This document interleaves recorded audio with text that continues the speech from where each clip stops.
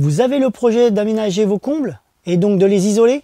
N'oubliez pas les fenêtres. Il est impératif de bien isoler les contours de fenêtres de toit et de traiter leur étanchéité à l'air pour ne pas qu'elles deviennent le point faible du confort thermique et acoustique de vos combles.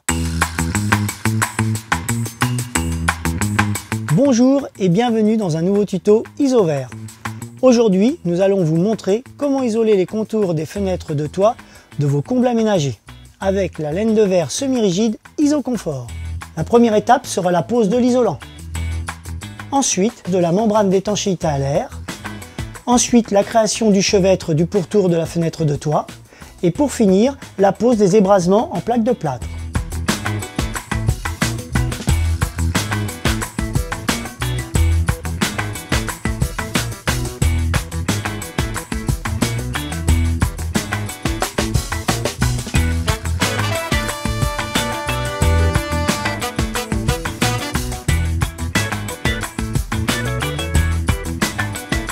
Avant tout, il est important de s'assurer de la continuité de l'isolant déjà en place, en veillant à ce qu'il n'y ait pas d'espace entre l'isolant et la fenêtre de toit. Si besoin, vous pouvez calfeutrer avec de l'isolant au pourtour du dormant de la menuiserie.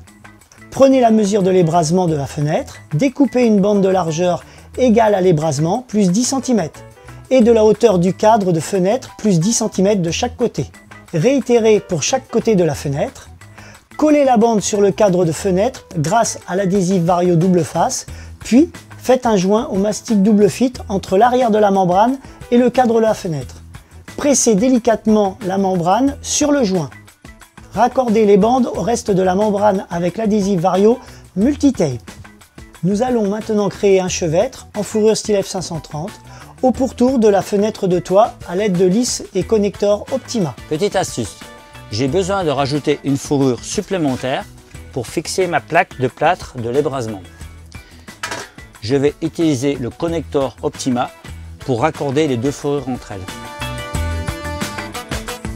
Pour finir, nous allons procéder à la pose d'un parement en plaque de plâtre sur le pourtour de la fenêtre. Enfilez la plaque dans la rainure privée à cet effet et vissez sur le chevêtre.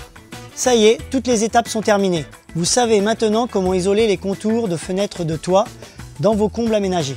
Il ne vous reste plus qu'à plaquer le rampant.